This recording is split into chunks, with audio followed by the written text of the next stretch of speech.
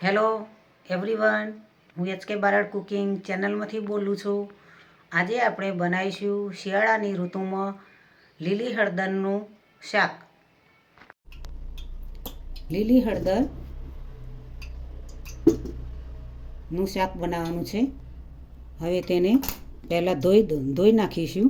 ધોઈને કટિંગ કરીને છીણ કરવાની છે। લીલી હળદર છીણ કરીને તૈયાર કરી દીધી છે। 250 ગ્રામ હળદર છે। વટાણા પણ તૈયાર છે। ટામેટાની ગ્રેવી પણ તૈયાર છે। એડ કરીશું। હવે તેમાં હળદર એડ કરીશું।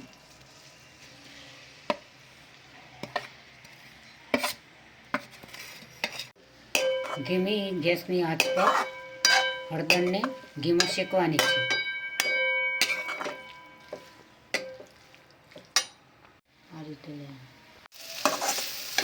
આ રીતે ધીમે ધીમે શેકતા જઈશું।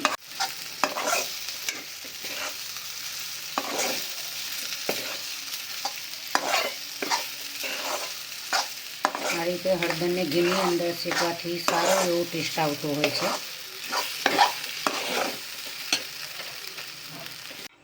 હળદર શેકીને કાઢી લીધી છે। ઘી એડ કર્યું છે। પહેલાં જીરું એડ કરીશું। રાઈ એડ કરીશું। ઘી ગરમ થઈ ગયું છે। હિંગ એડ કરીશું। લસણ, મરચાં, આદુ અને લસણની પેસ્ટ એડ કરીશું।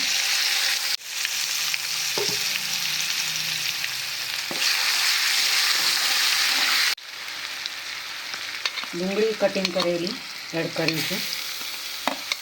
ઝીણી કટિંગ કરી છે। હવે તેને થોડી વાર ચડવા દઈશું। સાથે સાથે એડ કરી દઈશું।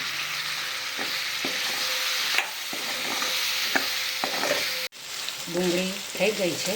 હવે તેમાં ગ્રેવી ટામેટાની એડ કરીશું।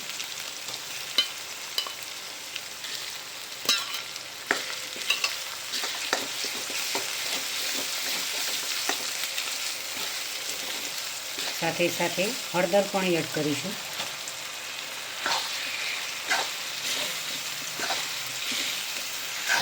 લીલું લસણ એડ કરીશું।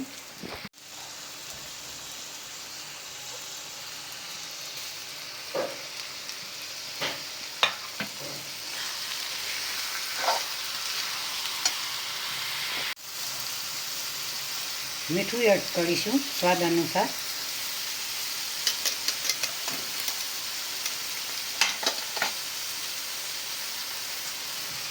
મરચું એડ કરીશું 1 ચમચી। બીજું પણ 1 ચમચી એડ કરીશું।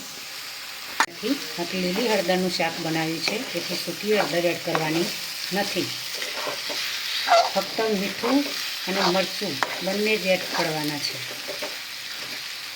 થોડું પાણી એડ કરીશું, જેથી કરીને સરસ એવી હળદર અને મસાલા સાથે ચડી જાય। અને ધીમી આંચ પર થવા દઈશું। ઘી અલગ થવા લાગ્યું છે। પાણી પણ સુકાઈ ગયું છે। હવે તેની અંદર દહીં એડ કરીશું।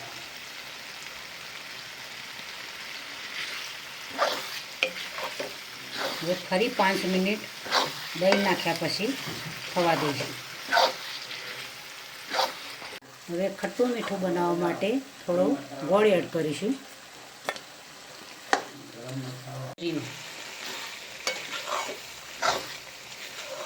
શાક તૈયાર થઈ ગયું છે। લીલી હળદરનું શાક। દહીં પણ સરસ રીતે ચડી ગયું છે। દહીંનું પાણી પણ સુકાઈ ગયું છે। ઘી દેખાવા લાગ્યું છે। હવે ગેસની ફ્લેમ બંધ કરીશું। લીલી હળદરનું શાક તૈયાર થઈ ગયું છે। પ્લેટની અંદર સર્વ કરીશું।